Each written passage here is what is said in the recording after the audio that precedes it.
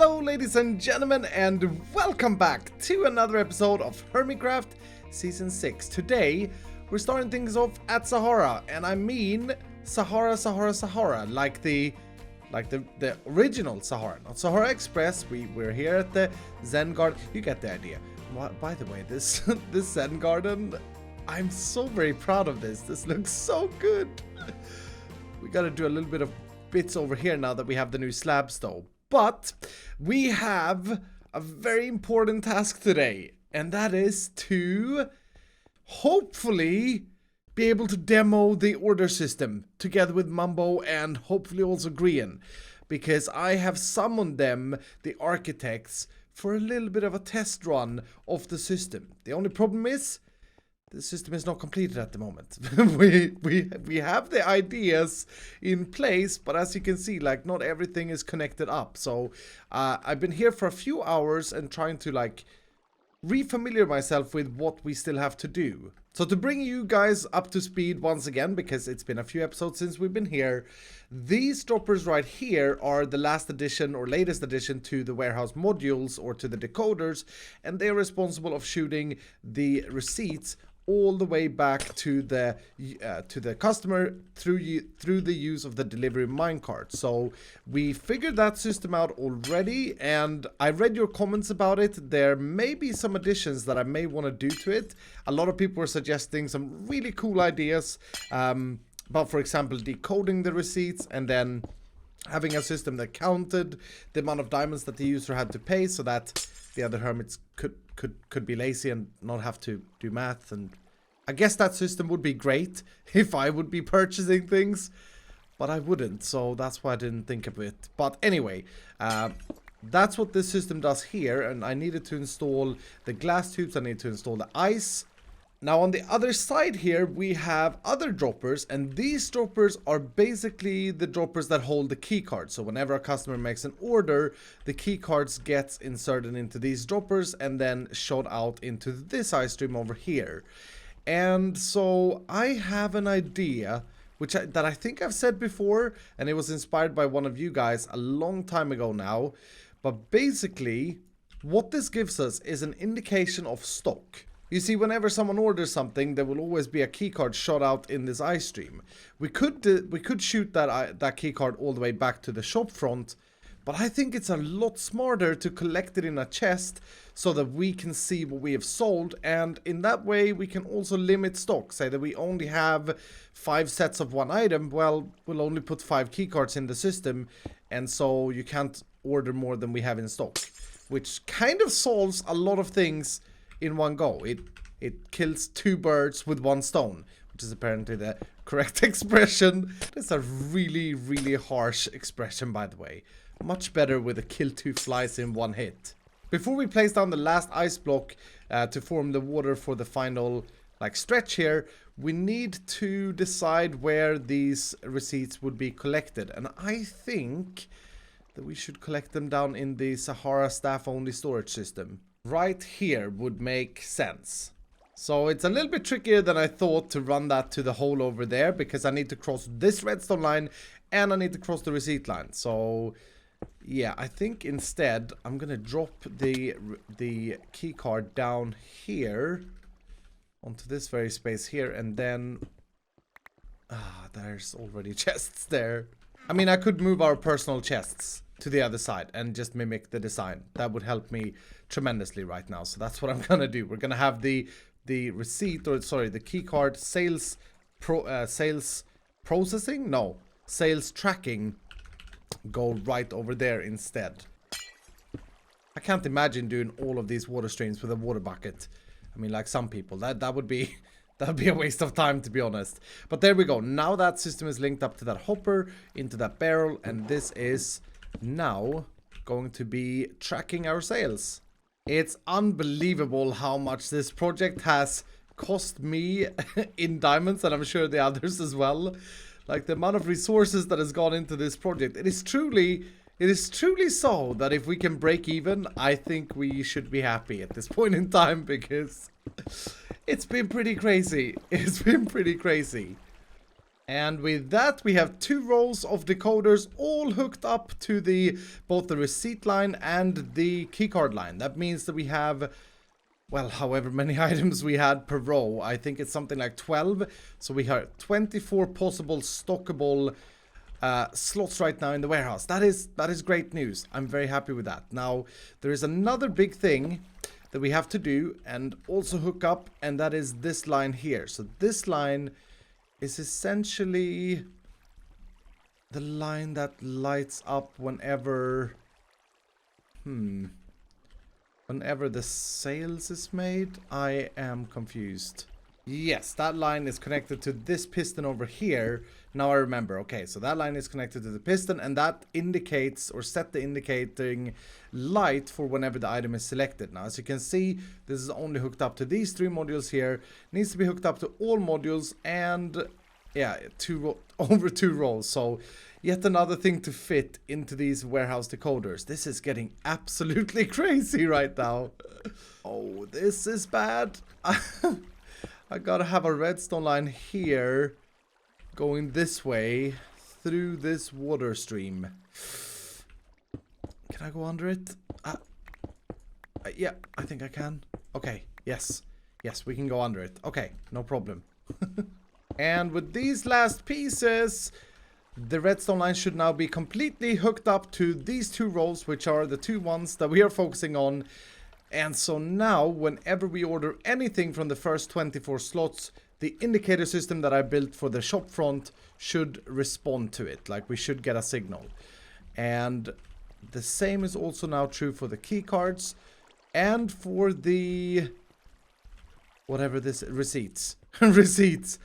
Oh my goodness, I hope this system never breaks. So now, since I have that, I should be able to install the last piece of water here. But I do need to do something different here. I need to grab a sign and do that.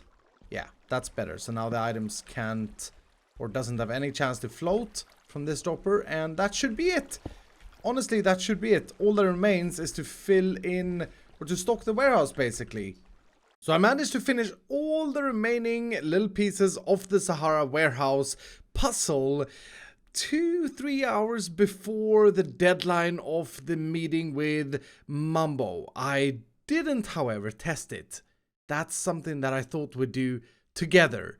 But I decided to take a break from that area and come over here to Hermitville, where I met up with Stress.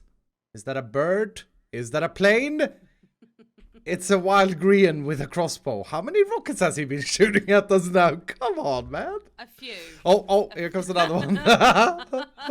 Just casual, you know. Top of house with a crossbow. Missed us. Yep. This is our life now. This is our celebration. He hit me. These things hurt though. So listen, the reason I summoned you, now you're flying around like a green. The reason I summoned you here today is not to watch you fly gracefully in the face plant. Please die. Oh, wow. Please die. It would have been funny That's though. the greeting I get. It would have been funny, seriously. The reason I summoned you here today is because for ages we have had this secret plan of something that we're gonna do on the server. And I figured with Hermitville, this is actually this is our time. This is our time to shine. Yay! It's been such a long secret that I don't know if you fully remember it, but basically I half remember it. well, we want to create a minigame, right? Yes. And it's not Mobalisa, by the way. No. No, because me, love. Because I would have invited Ren for that. Like, it's just, you know, he would have been here. But it's similar to Mobalisa. Okay. I'm excited. And I've also scouted out a little bit of an area right behind Exuma's church. Look at this plains. Did you follow me? Yeah. I followed you. Look at this place. I can see all the horses everywhere. I actually, fun fact, I actually tamed this donkey over here. What do you mean? This donkey loves me. You tamed him? Yeah. So you have this field of like these magnificent horses and like these nice stallions, and you go for that donkey? Yeah, it loves me. It suits you, yeah. So the plan for this minigame is essentially a PvP game. I mean, it wouldn't be a game that I've come up with if it wasn't a PvP game. That's just what I do. But with some quirks to it and some, I mean, it wouldn't be an Iskall and Stress game if it wouldn't have quirks and stuff. But it's gonna have power-ups, and I mean, that would also not be okay. What are you doing? Like, I'm running after you. You turn around and then you're in my face. Yeah. And then I'm like, okay, back off. Then I'm like, give the man some space. Yeah, personal bubble. You did it again. We're gonna need it's so hard to explain how this game is gonna work, because honestly I don't quite know at the moment, but basically it's about killing each other, and it's about collecting score points. Yeah, like collecting stuff for scores, and yes, but then you have to stop the other person from collecting stuff. Yeah, right? capture the flag, actually, now that I think about it.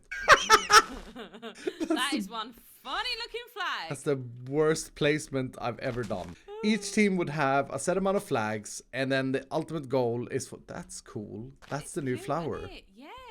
Cornflower. I know. I found it. Boop. We're not gonna have any flowers in the game. Okay, so... Me flower! Oh my It's goodness. okay, I retrieved it. Don't you worry. So I think we gotta start with some sort of boundary for the game, and this is like my 5th attempt at making some sort of arena game.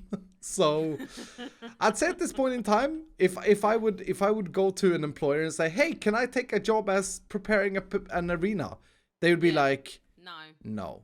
It says here you've failed 5 times. Yeah, don't do it. Don't do it. But I'm gonna do it anyway, because I'm not applying for a job. I'm actually, you know, I'm allowed.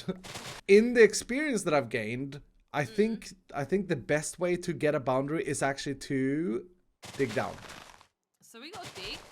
Rather than making a wall, we should dig. And I don't really know how big this area should be, but I'm thinking I don't know. I mean, this is probably the trickiest part, to know if this is the right size for this, but 50 by 75, I definitely think it should be a rectangle. Definitely. Oh, yeah. Because you need teams either side. Yes, so you'd have one team there, one team there. Yeah. It looks good. I'm happy with it. Because this was actually a quite big digging this plot out, because we also decided to go 6 blocks down, not just to dig out the whole 75 by 50 area and making it flat, we also wanted to lower it into the ground. I decided to do one of these third-party time lapses, which gives me the opportunity to try at least to describe for you guys how this game is going to work, and try and bear with me, because it is a little bit tricky, I'm not gonna lie. So each team would have 3 flags, and 3 may be changed, it may be 5, it may be 2, whatever we find balanced with the game later. And the goal, the objective for the opponents is to grab all the flags. It's a classic capture the flag game, essentially, where you run over to their base and you grab the flag and you run back home and you place it in your base, and then you've captured it and they can't capture it back. It's just how it goes. Now, to spice things up, I really like the idea of being able to equip the players of the game with better gear as the game sort of progresses, kind of like an RPG game, like a Diablo 3 or whatever have you. And so to accommodate that, I invented the idea of having mines in the battlefield. So we would have cobblestone generators generating cobblestone, and for you to go and mine cobblestone, which you then use as currency to buy better gear, essentially. All of this sounds a little bit like Mobile Lisa, I understand that, but trust me, the scale of this thing is a lot smaller than the actual Mobile Lisa, which I think is a good thing, because yeah, my reputation of finishing these things haven't really been perfect in the past. So I scale it down a little bit. I think it's just a wise thing.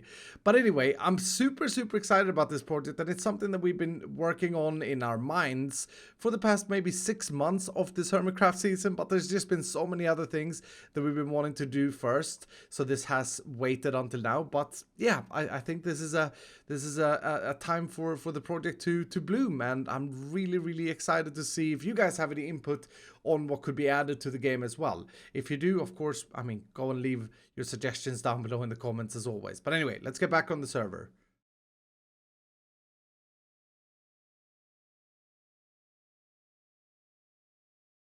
So in order to be more efficient than we have been in the past with projects like this, we decided to split into 2 different areas of expertise. Stressmonster will be in charge of the terrain and the walls around the place, making it all look beautiful, but also making obstacles that makes the whole game better, because obviously right now it's just a flat soccer field basically. And I will take care of the bases, so each team's base, yeah, there we go, each team's base, and the technical aspect. And as I try to explain in the time lapse, this is my idea of a mine. So basically you would have a cobblestone generator on the battlefield, and you would have 3 of these, as you can see here, and they constantly make new cobblestone, and you can go here and mine, and we would provide the teams with free wooden pickaxes to begin with that you later can upgrade for the cost of cobblestone into a stone pickaxe. And as you can see, the speed of digging this is quite slow, which is great. It's essential that it's great. It's essential that it's slow, because we want the opponents to constantly be a big threat for the player standing here and mining, so that if I'm on this team sides, my teammates have to come and protect me and make sure that I can mine the cobblestone in peace and all that stuff. And then when you upgrade to a stone pickaxe, essentially, it's a little bit quicker. It's actually quite a bit quicker. I don't actually think that we should have any iron pickaxes. I think that would be too quick.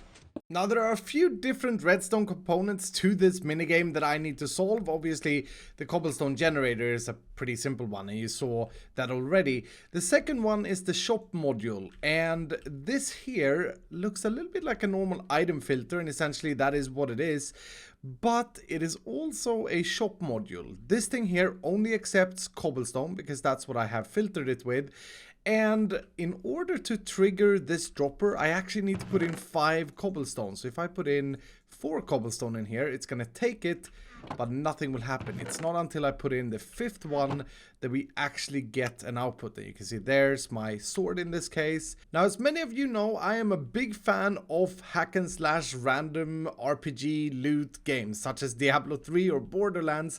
And to make this game a little bit more interesting than just to have a shop where you buy, say, a stone sword or a wooden sword, I wanted to randomize the output, and I wanted to make different rarities so that we have your 4 different rarities: your common, your magical, your rare, and your epic. And in this case, you would get a wooden sword. The common or uncommon or magical would be a stone sword or a stone axe. The rare would be iron sword, maybe even an iron axe. And the epic, which would only be 1 per team, would be the mighty epic diamond sword. And this machine here that I've been working on for a little while, I think accommodate all of that. So if we now go over here and we put in 5 cobblestone, which it's programmed to read from, that should dispense a box, and we got a common box in this point in time.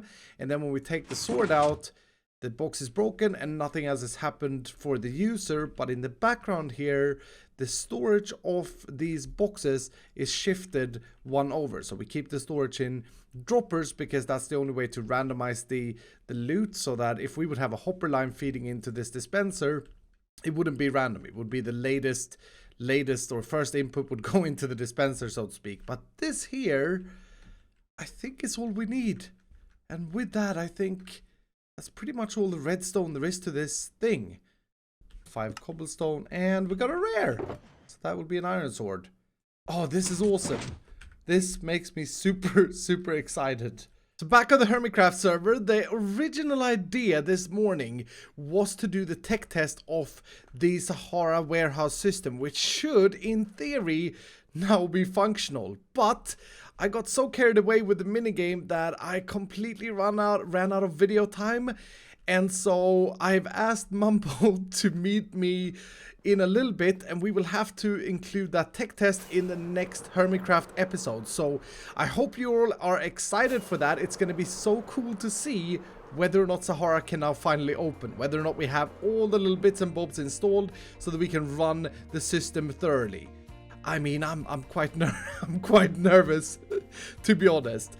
But that means that that's going to do it for today. So thank you guys ever so much for watching. I hope you guys have enjoyed. And if you did, do please hit the like button down below. And if you're brand new, consider subscribing. And I will see you dudes in the next episode.